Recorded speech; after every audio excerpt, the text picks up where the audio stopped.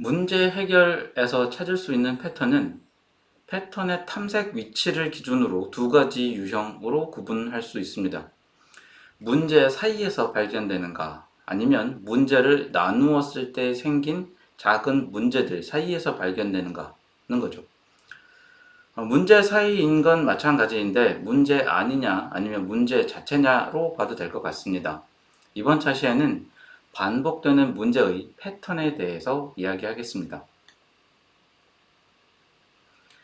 우리가 이전 시간에 알아본 것은 문제가 가진 패턴을 찾으면 문제를 효율적으로 해결하는 데 도움이 된다는 것이었고, 그런 이유로 문제가 주어지면 반복되는 패턴을 우선 탐색해야 한다고 했습니다. 이런 패턴도 유형에 따라 구분할 수 있는데요. 대표적인 유형은 이런 것들입니다. 하나하나 차례로 살펴보겠습니다. 첫 번째 패턴 유형은 구조적인 것들입니다. 객체나 데이터들이 특정 형태의 구조로 표현이 되어 있는지를 이용하는 패턴 유형입니다. 데이터의 구조적 측면의 확인을 위해서는 대상을 그래프로 모델링하거나 계층 데이터를 트리 구조로 표현하고 분석해서 그 안에 있는 패턴을 추출하고 관계를 확인할 수 있습니다. 이런 방법을 사용하는 대표적인 사례가 인터넷의 웹페이지들 사이에 있는 링크 구조를 분석해서 정보의 흐름과 중요도를 평가하는 웹페이지 링크 분석이나 소셜미디어 플랫폼에서 개인 간 관계 네트워크를 분석해서 커뮤니티를 식별하거나 영향력이 있는 인물을 찾는 소셜 커뮤니티 분석입니다. 구조적인 패턴을 찾아서 활용하는 사례를 좀 더 상세하게 알아보기 위해서 소셜 네트워크 플랫폼의 구조를 분석하는 연구에 대해서 살펴보겠습니다. 소셜 네트워크의 특징은 아주 많은 사람들이 참여해서 다양한 종류의 상호작용을 수행한다는 것입니다.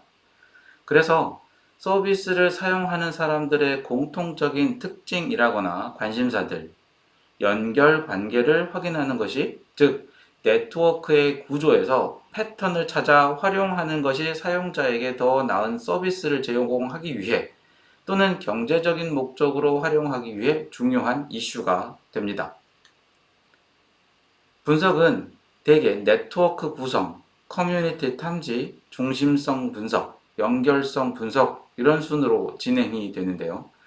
각 단계에서는 이런 작업들이 수행됩니다. 먼저 네트워크 구성 단계에서는 사용자 간 친구 관계, 그리고 좋아요, 그리고 댓글, 공유, 이런 서로 상호작용하는 것들을 확인을 해서 소셜 그래프를 구성합니다. 그 후에 그래프 기반 알고리즘을 사용을 해서 밀접하게 연결된 사용자 그룹, 즉 사용자 커뮤니티를 식별합니다.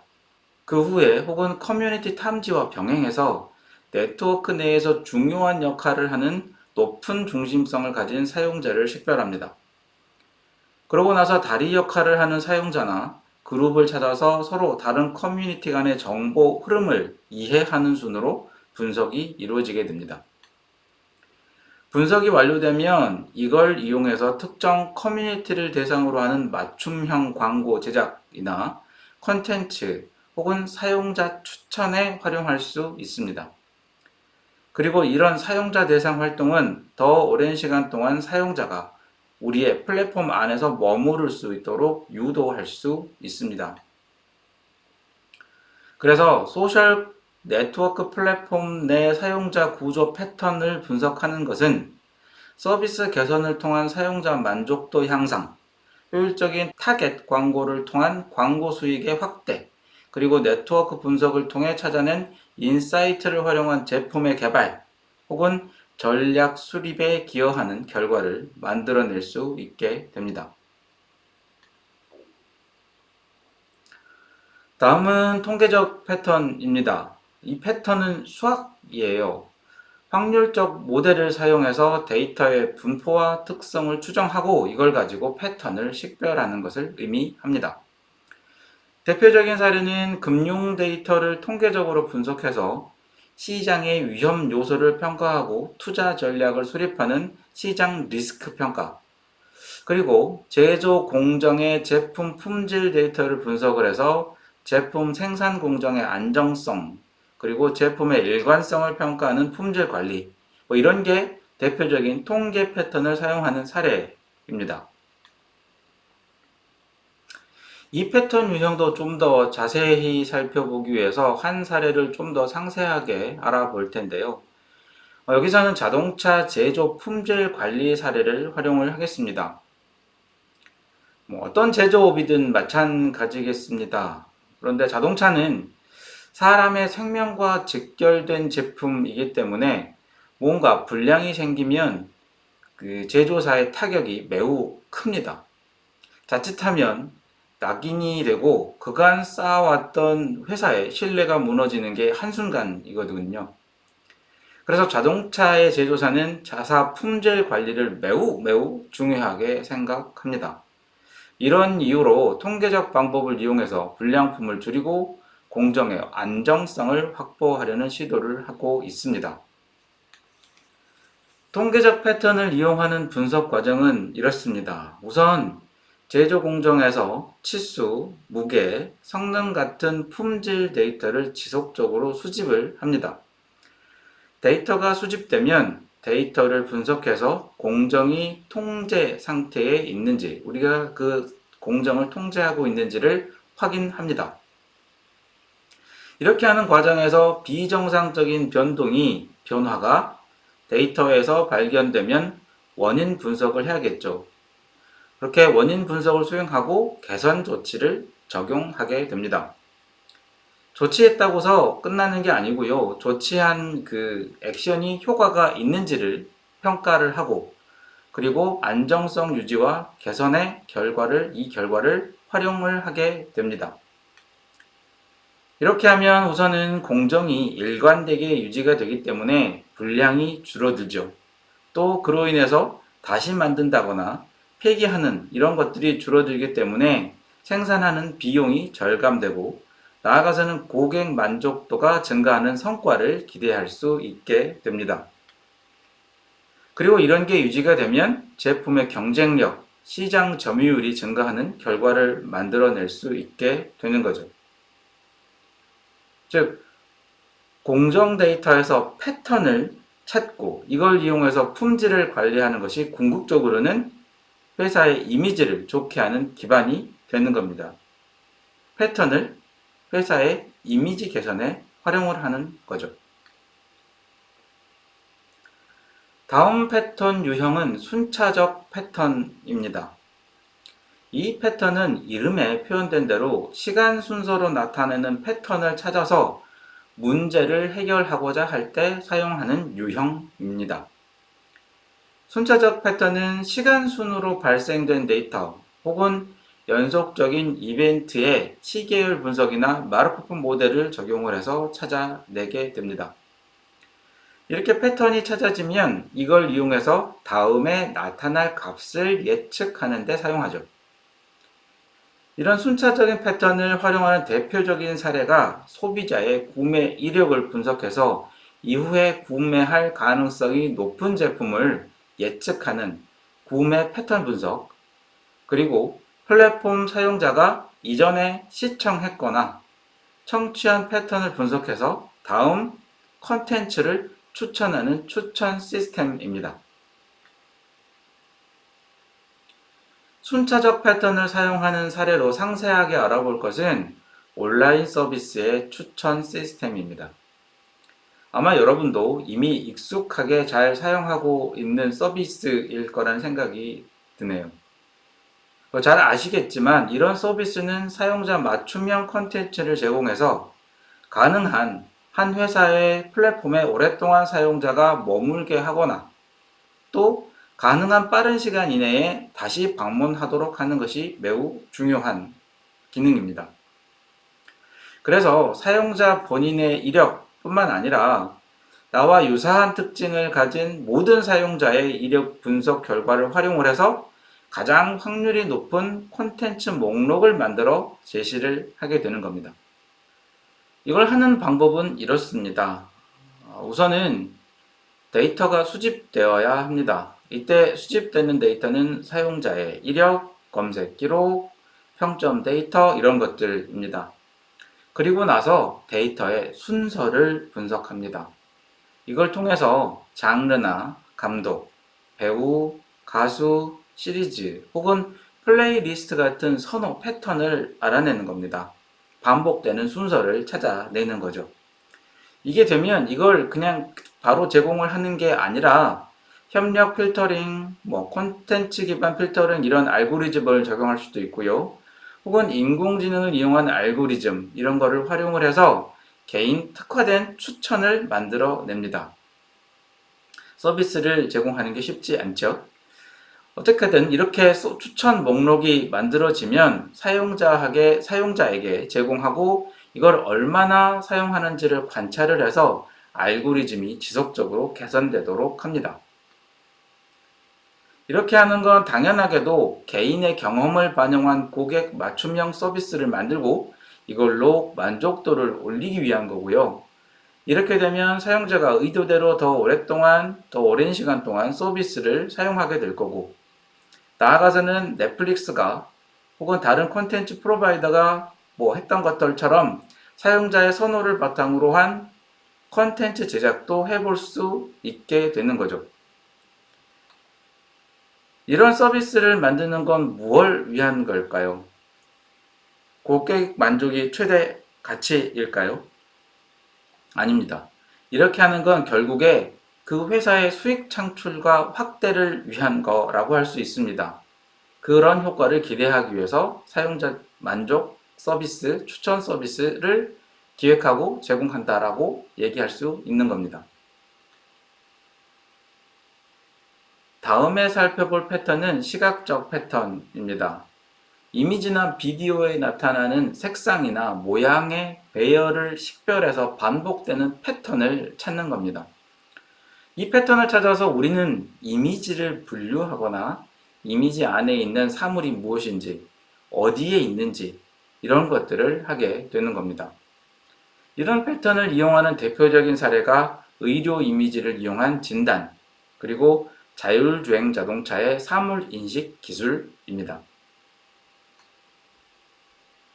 시각적 패턴은 근래 상대적으로 더 큰 주목을 받고 있는 것이라 상세 사례를 두 가지를 볼 건데요. 먼저 볼 거는 오토파일럿 시스템입니다. 오토파일럿, 자율주행이라고도 하고요. 말 그대로 자동차가 인간의 개입을 최소화한 상태로 주행할 수 있도록 하는 자율주행 자동차의 핵심 기술입니다. 자동차는 앞서 통계적 패턴에서 잠깐 이야기를 했듯이 사람의 생명과 직결된 안전이 매우 중요한 제품입니다.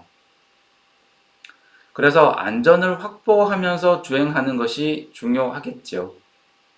이런 걸 하기 위해서 고해상도 카메라, 센서, 첨단 소프트웨어를 통합해서 사용을 하고 있습니다.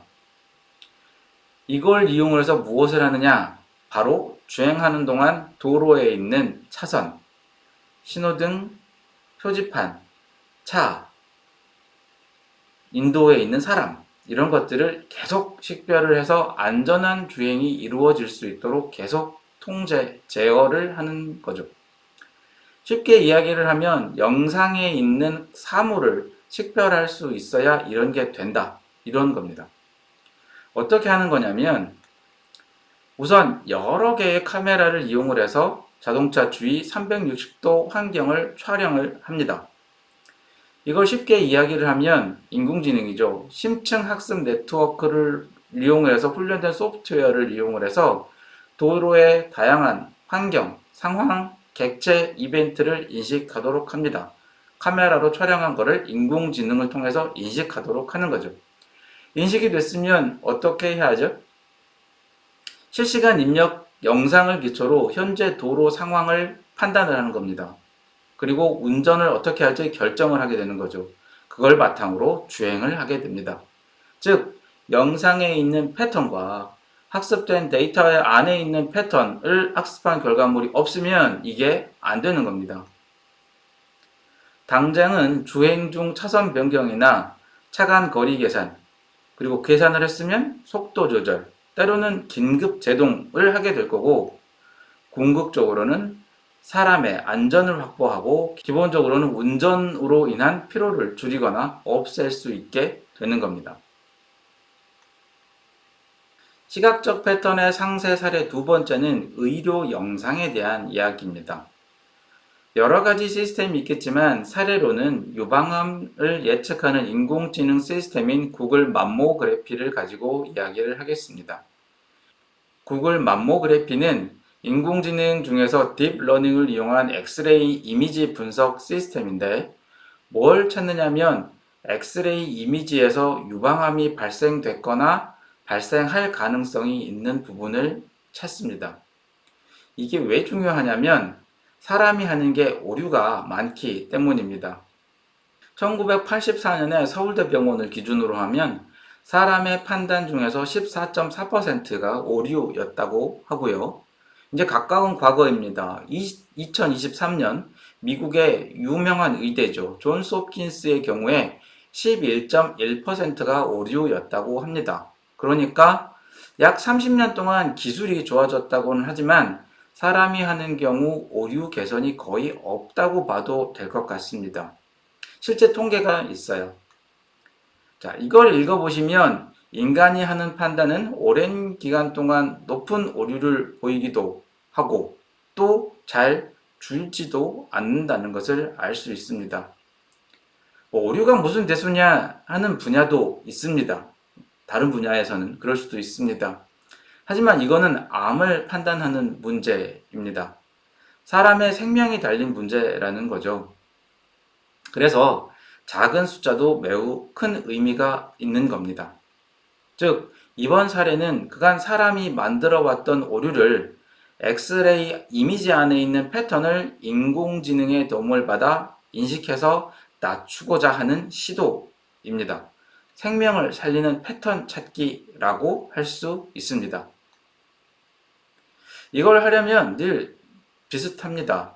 우선 수천 개의 엑스레이 이미지를 수집해서 이미지를 표준화하고 분석할 수 있는 상태로 만들기 위해서 크기를 조정하고 노이즈를 제거합니다.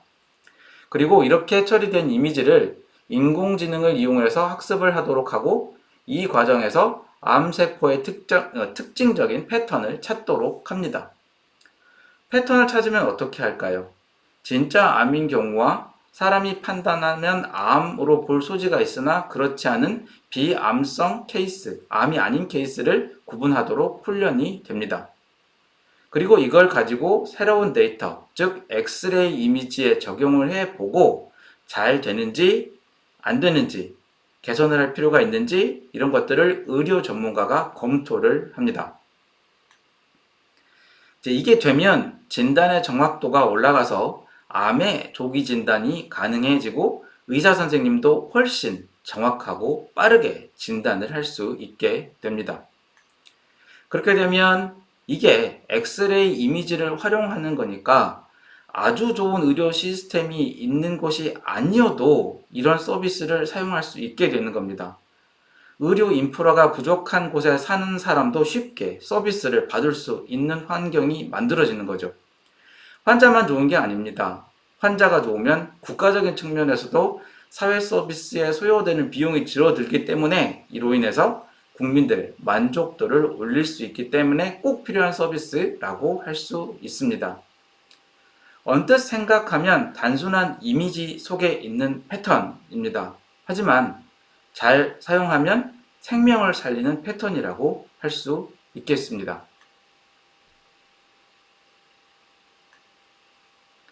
패턴을 찾는 이유는 반복되는 문제의 근본적인 원인을 파악해서 지속 가능한 그리고 효율적인 해결 방법을 제시하기 위해서입니다.